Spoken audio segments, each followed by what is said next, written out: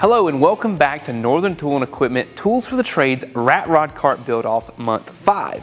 I cannot believe how fast this build-off has gone. We are closing in on the big reveal. Now I'm Dylan McCool, YouTube content creator and restorer of cars, trucks, and plenty of junk. And I'm your host for this journey.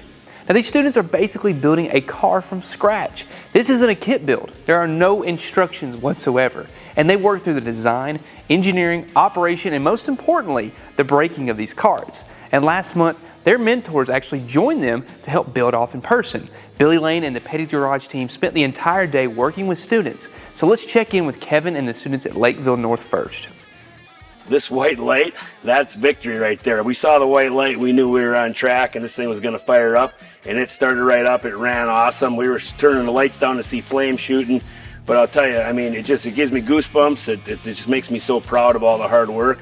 And it's just like, it's like climbing a mountain, and you get to that peak and you're just like, I did it, you know, we're at the top. So that was it was a huge day for us, you know, and the kids were excited. I mean, we were cheering, high-fiving, you know, there might have been some tears, you know, and it just shows that hard work pays off, and teamwork and staying together as a team and having quality components really makes you, you know, get the job done.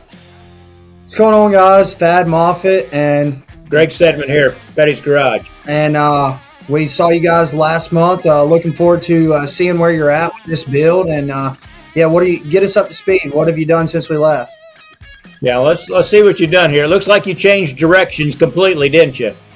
All right, so I guess I'm going to start off by kind of why we chose the new frame. Like Bass said, safety, reinforcement, those are two big things. But the other one was that old frame, it was just too short. None of us could really fit into it, and it was hard to make it longer with all modifying it and everything.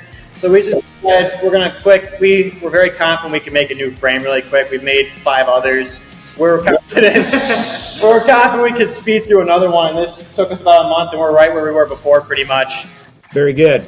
So, yeah, show us around here what you got then. I think you guys probably learned a lot from the other version, so you could, as you built the new one, then you could probably troubleshoot a lot of the things that you were fighting on the other ones, right? So we kind of just did the same thing. We angled these up, or you can't really see it because the tire's in the way, but this is angled up more, and it's an angle to help cast the camera.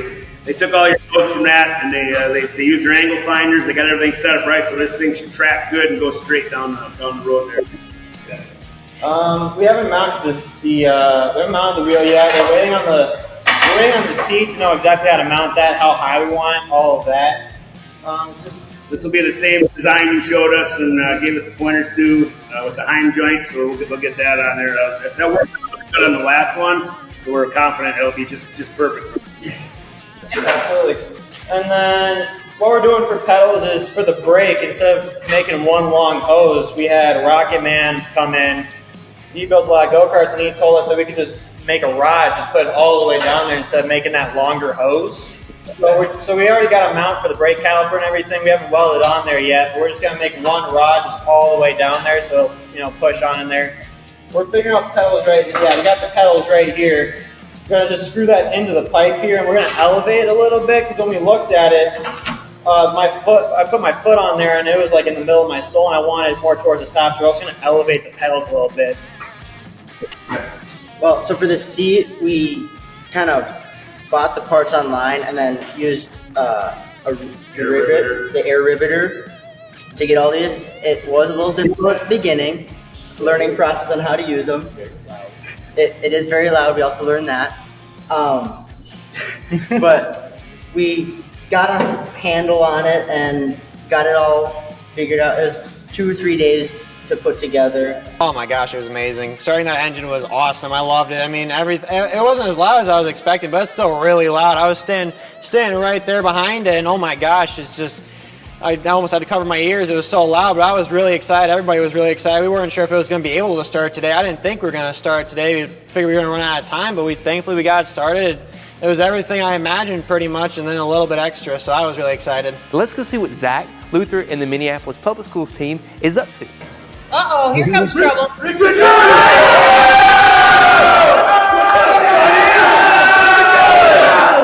Hey, y'all, how we doing? Didn't get all that. No, I didn't get all that.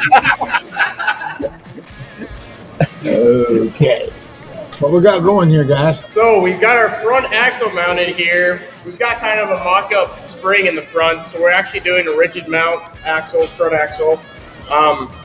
We think that this is going to work out pretty well. We're still going to have our wishbones and everything in case we decide to, in the future, have suspended front end. But we thought because having our suspension with the coils in the back connecting from the cab kind of to the bed, you'd say, it would have caused some death wobble having suspended front end as well at top speeds. So we did a solid mount front axle. We thought it was going to work out pretty well, and it looks pretty good. We're getting a good start on drive crane now. So we've got our engine mounted, and we're going to be doing from the crankshaft to a torque converter belt drive, and then from the torque converter down to a jack shaft, and then jack shaft to our axle from a chain. So it's going to be putting out a lot of power. It's going to go pretty fast. You guys got an amazing design concept there, because you started with I think a wheelbarrow and a wagon. So that's you got a lot of the rat rod character in it for sure. I guess you did the if you got the spring rate, and have you had it on your wheels and tires yet? Has everything worked on your suspension? We have not had the wheels and tires on yet. Okay. So you're going to have to figure out, make sure you got your springs. Yeah, enough spring. You got enough spring for it. Yes, sir, yeah. And we designed these that way so that they can still be adjustable. Whenever we get all of our parts, we can come to it when we do. Okay. How about your throttle and brake and steering? How's that coming? So we're working on that right now. That is in the process. We have a group working on throttle right now. Actually, they were just doing that 15 minutes ago. And then we're going to be doing brakes only in the rear. Did y'all have a design for this thing, or you just, as you get to something, you just figure it out? We started off kind of with somewhat an idea of what we want to do. We knew we wanted to do kind of a truck look. But from there, it's just been kind of winging it, having fun. That's how rat rods work, right? You just sort of pick up another part and stick it on somewhere. Yeah. Yeah, so our rat rod is actually starting to look like one now. We started off with just a wheelbarrow and a little wagon. It's really been coming along. We have awesome team working on the front, on the wheelbarrow part.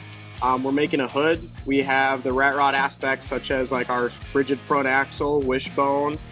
We have a mock-up spring in the front that looks pretty awesome, and it's really coming along. I'd say we're on the same page as let's make sure this thing runs and drives before we get too carried away with the aesthetics. So just the reaffirmation of that is probably the biggest thing that I took away. Petty's Garage also had a lot of great information about steering and suspension, specifically that we probably want to add some more caster in to our front axle assembly. We have quite a bit of camber, so we should be good there, but their advice was to implement more caster into our front end. Northern Tool and Equipment Tools for the Trades program is all about supporting and fueling curiosity and passion for the trades. They accomplish this by making significant donations of professional grade tools and equipment to schools, and by creating hands-on experiences that drive interest in the trades.